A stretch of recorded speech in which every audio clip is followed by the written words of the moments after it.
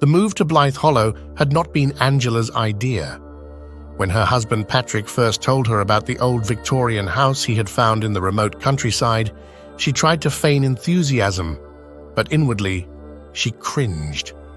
Why did they have to move to the middle of nowhere? But Patrick had fallen in love with the rambling old mansion overgrown with vines that he claimed had character. At first, the house seemed charming enough, if a bit run down. They arrived on a sunny June morning when the overgrown gardens were riotous with color and birdsong. It was only after the moving van had departed and they had unpacked the first boxes when a feeling of unease began to creep up Angela's spine. Late in the afternoon, the sun disappeared behind the trees and the house was thrown into shadow. Without the cheerful sun, the creaks and groans of the old house seemed louder. The wind whistled around the eaves and moaned down the chimney. Angela shuddered. That night, Angela had terrible dreams.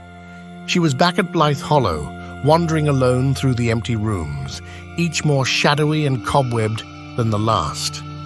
Some unseen thing seemed to be chasing her, just out of sight. Angela woke with her heart pounding. The next day, she busied herself with unpacking boxes, hoping the activity would calm her nerves.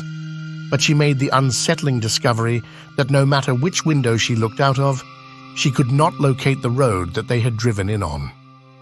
It was swallowed up by the wilderness surrounding the house on all sides. Where were the neighbors that were supposed to be nearby? At dinner, Angela brought up her concerns with Patrick. "Have you noticed anything strange about this house?" she asked. "Like what?" Patrick replied through a mouthful of food. Angela shook her head.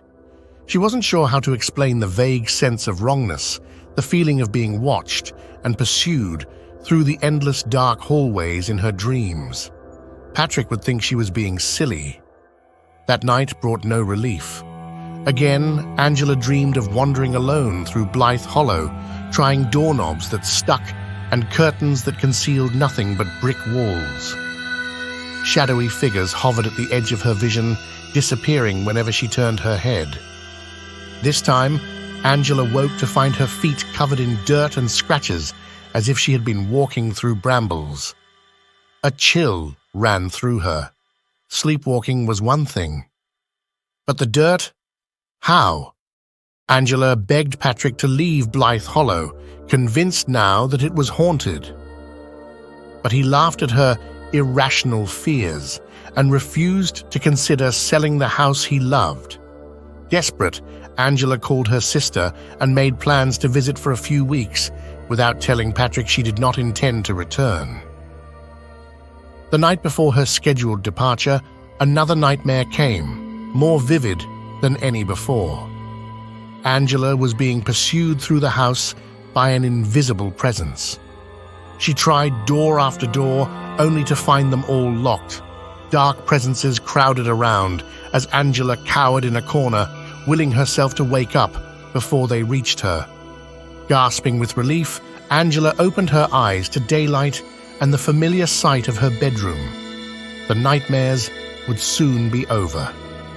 Today, she was leaving Blythe Hollow forever. Excited to put the house behind her, Angela jumped out of bed and was halfway down the stairs before she froze. Overnight, the stairway had transformed.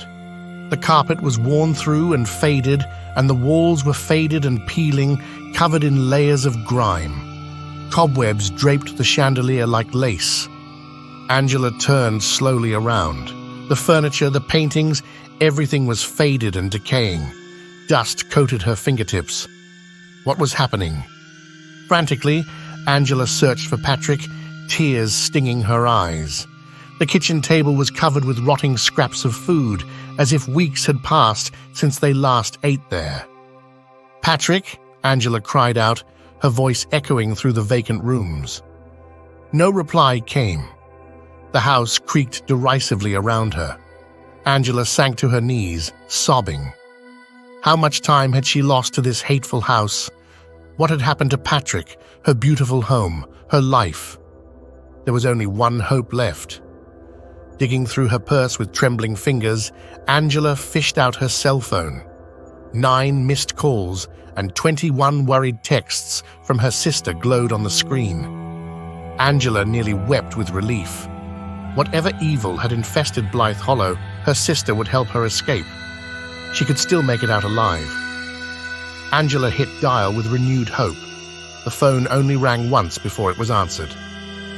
"Angela, where are you?" cried her sister's panicked voice. "I've been so worried." Angela opened her mouth to answer, hope swelling in her heart, when suddenly the line went dead. Looking down, Angela saw that the battery had died. Or had something else sinister severed her lifeline? She peered anxiously out the window into the tangled greenery pressing against the glass. There had to be a way out. If she could just find the road again. Holding back hysteria, Angela stumbled toward the front door.